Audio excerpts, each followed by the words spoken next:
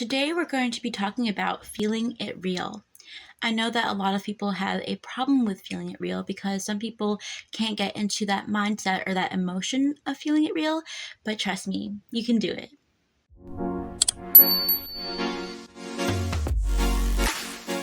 Hi Pearlies! Welcome to The Pearl Perspective. I'm Queen Lizi Pearl, and I've been manifesting for 12 years.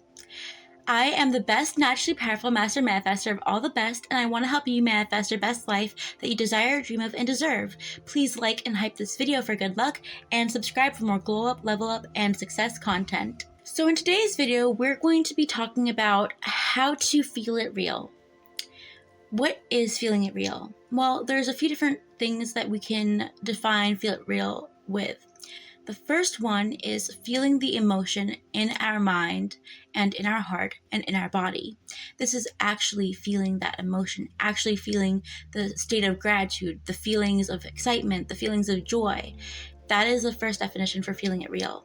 The second is feeling as if it's already here, feeling as if your manifestation has arrived, as though you're already experiencing it. The third is feeling it real by getting immersed in your visualization or your affirmations, and that is kind of like the second one, but it's really just like the feelings in your mind really feeling real, like literally feeling real. And there is an exercise that Neville Goddard did that is feeling it real, to show you that you have that power. Some people do have, I believe it's called aphantasia, where they can't see pictures in their mind or can't imagine these things in their mind. So if you have that disorder, obviously this is a different situation. However, if you don't have it and you just struggle with it, this exercise can help you. So close your eyes. Imagine a tennis ball in your hand. Can you feel the tennis ball? Can you feel the fuzz on the tennis ball? Now imagine a golf ball. Can you feel the divots in it? Can you feel how smooth it is? Now imagine a football. Can you feel the rubber? Can you feel the raised ridges? Can you feel those? Now imagine a soccer ball. Can you feel the soccer ball, the ridges between the patterns? Now we're going to do something pretty cool. Imagine a lemon now. Feel it. Feel the kind of leatheriness of the skin. Imagine it open now. Actually, imagine cutting it open. Can you feel the knife going through the skin of the lemon? Now imagine taking a bite out of that lemon. You can taste the sourness of it, can't you? It's so sour, and your mind is making that real for you right now. Now imagine an apple instead. You can sort of still taste the lemon, right? But bite into the apple. You could feel the crunch of the apple. Feel the crunch as you chew the apple. Now bite into a cake. You can feel how soft it is. How soft it is in your mouth. How it melts in your mouth. Now imagine the smell of your favorite perfume. You can sort of imagine it even though it's not there, right? Imagine the smell of vanilla or the smell of chocolate.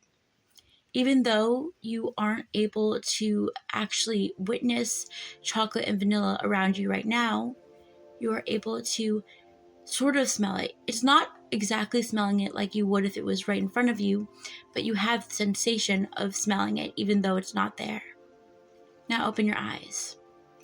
That's a pretty cool exercise, right? Like you are able to actually visualize your senses. This is called sensory imagery too. In writing, we use sensory imagery to make details feel more real. And if you want to work on feeling it real, you can also work on scripting and also on reading fiction books. Because when you read, or even creative nonfiction, if you read creative nonfiction and fiction, usually they are going to be having sensory imagery embedded in them. And so you can really read those to imagine the things that are happening and to get used to imagining things as if they're actually happening. So reading fiction and reading creative nonfiction is really helpful for that, as well as practicing writing nonfiction, creative nonfiction, and practicing writing fiction, as well as scripting. All of these things can help you get used to it. You also want to try practicing meditating when you are doing these things because that can help you as well. Another thing you might want to do is really be daydreaming as you are manifesting. You don't have to be just visualizing or affirming, but actually daydream. Get lost in your daydream. Get lost in your mind. Really get immersed in yourself. When you get immersed in your own mind, you are feeling it real. Literally get lost in your mind. I have maladaptive daydreaming disorder, and so sometimes I end up daydreaming for hours upon hours on end of intricate, detailed stories featuring me as the main character, of course. And that is sort of how we have to approach manifestation, except minus the maladaptive behavior, because that's obviously not a good thing. But take that immersiveness of daydreaming and really focus on it. Really feel as though you are in your daydream, as you are affirming, as you are visualizing. Daydream, because you will be able to feel as if you already have it. Now, there are other things we can do to feel as if we already have it too. Something that we can do to feel like we have it is by experiencing gratitude. And there's two ways we experience gratitude. One is we express gratitude for the things that we have in life, the things that we already appreciate, or things that we take for granted, and express gratitude for them. The second is to express gratitude for the things that you are wanting to manifest as if you already have them. Express gratitude for having them already, even if you don't yet. And the other thing we can do to practice feeling it real is by conjuring up happy memories and getting really involved in them, really getting immersed in them, just like we are in our daydreams, and feeling as though we're back in that happy memory. Thinking about that happy memory will stir your feelings so you are feeling happy in your body. You also want to maybe think of somebody that you love dearly and truly, because that will also stir your emotions, stir your heartstrings. And we also want to be consuming media that makes us happy. You want to be working on your mental diet. Your mental diet is what you are consuming and thinking about. So you want to be watching happy movies, listening to happy songs, reading happy books. You just want to really get involved in happiness and joy. For our mental diet, we can also do things that make us happy. Do your favorite hobby, hang out with your favorite people. These things can bring you so much joy, and when you get involved in that joy, you are able to experience it, and when you experience it, you are feeling it real. And you are feeling real your desire to have what you manifest as if you already have it. You also maybe want to have a little dance party. I always say that dance parties are really great. They help me manifest. It's a little bit silly, but I like to put on my headphones and just dance in my room, and it makes me feel like I am really enjoying life. You want to have fun because fun helps you manifest. When you're having fun with manifestation techniques and with manifesting, you are able to manifest things that you enjoy much better, much faster. You also want to think as if, as much as possible. Think as if you already have your desire. Another thing you can do in order to feel it real is to act as if. When you act as if, you end up feeling as if too. Acting as if can look like many things. It can be taking inspired action, which is when you feel an inspiration to suddenly do an action, which is usually synchronicity, something that aligns with your manifestation.